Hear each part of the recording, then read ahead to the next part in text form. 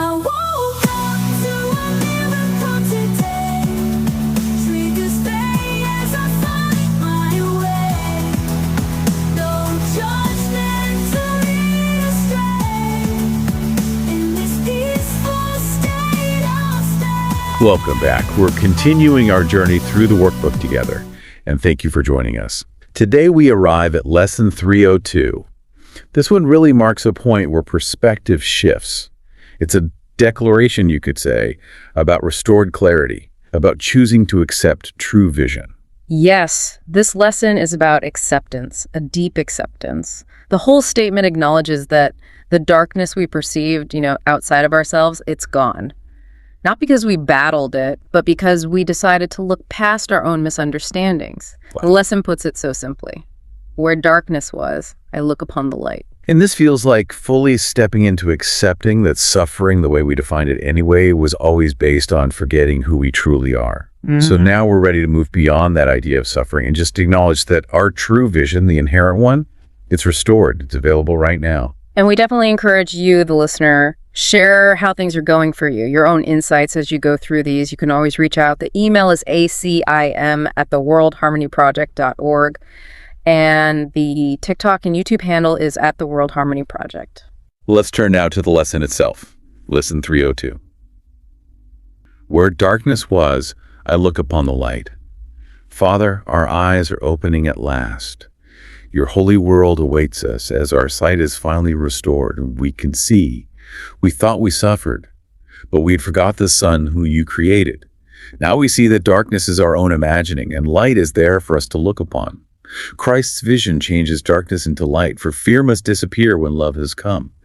Let me forgive your holy world today, that I may look upon his holiness and understand it, but reflects my own. Our love awaits us as we go to him and walks beside us, showing us the way.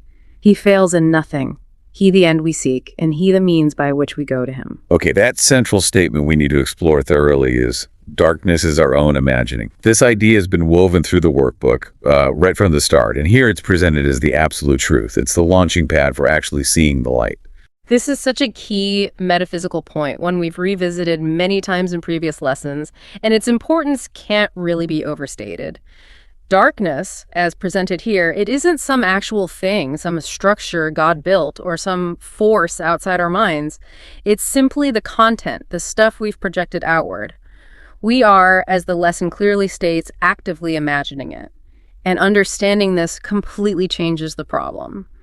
It's not a fight against reality anymore. It's about correcting our own thoughts. So the suffering we feel, whether it's emotional pain or even physical discomfort, it comes completely from this ongoing mental process.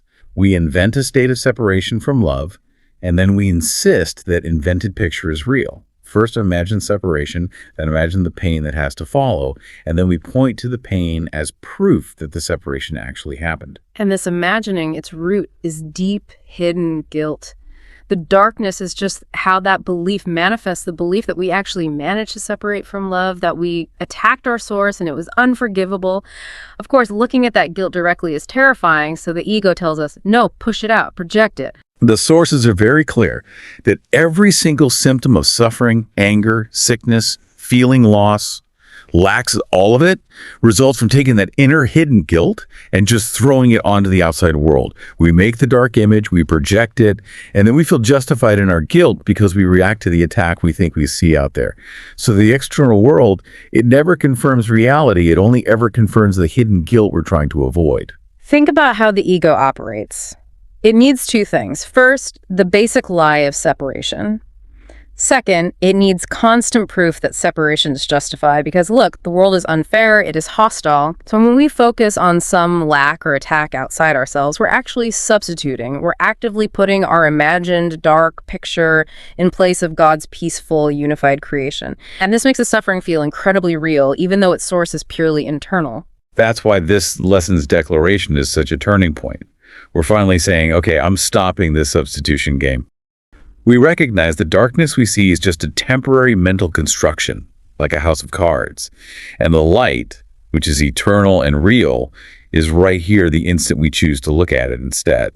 We don't need to wait for anything outside to change. Recognizing that darkness is our own imagining, shifts the whole focus of the spiritual journey. I mean, if darkness were real, we'd have to fight it, attack it, run from it.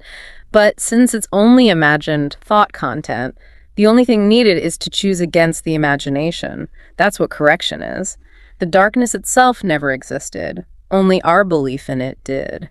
This does demand a lot of honesty with ourselves, doesn't it? We've spent lifetimes, maybe centuries, perfecting the skill of finding fault outside.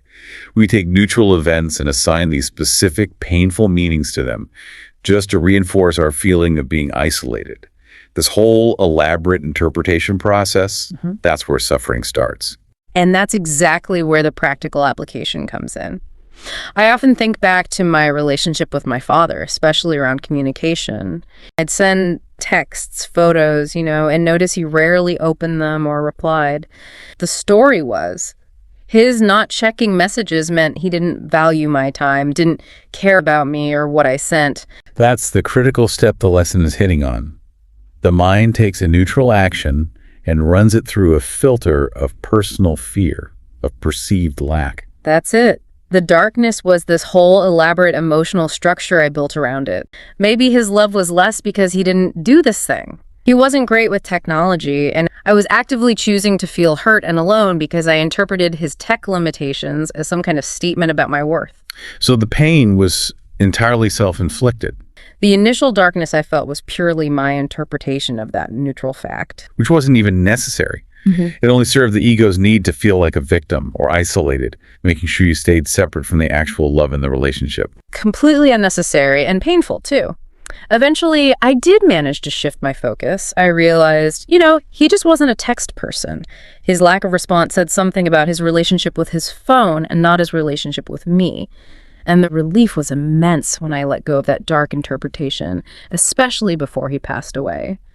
I could finally just accept and affirm the very real, loving relationship we had, which had nothing to do with unread texts. The darkness I saw was never about him. It was all about the story I was telling myself. And that story is such a clear illustration that the shift has to be internal, completely internal. The mind's purpose needs to change. We aren't waiting for the world or the father in this example to change their behavior. We're simply taking back the dark meaning we slapped onto the behavior. And taking it back leads us straight to the tool needed for correction: forgiveness. The lesson is specific here. Let me forgive your holy world today. This is presented as the necessary way to correct the darkness we've imagined. Forgiveness is the active choice to stop reinforcing that darkness we built.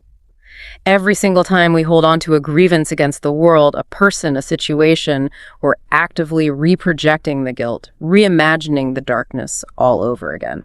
Forgiveness, then, becomes the choice to willingly allow the darkness to be undone. We recognize that the attack or the hurt we thought we saw wasn't actually an attack on our true self. It was just a reflection of our own projected guilt. So we choose to take our hands off the projector, so to speak, and let the light come through. It's important to clarify for listeners, especially if you struggle with the usual ideas of forgiveness. This isn't about saying the physical thing, the temporary event, didn't happen. We aren't denying the facts within the illusion. Forgiveness in this context is purely a change of mind about the meaning of the event. That difference is vital. When we forgive, we're choosing to withdraw the meaning of sin or separation that we had plastered onto that temporary event. Remember, in these teachings, sin isn't an action. It's the core belief that separation from God, from love, is even possible, let alone real.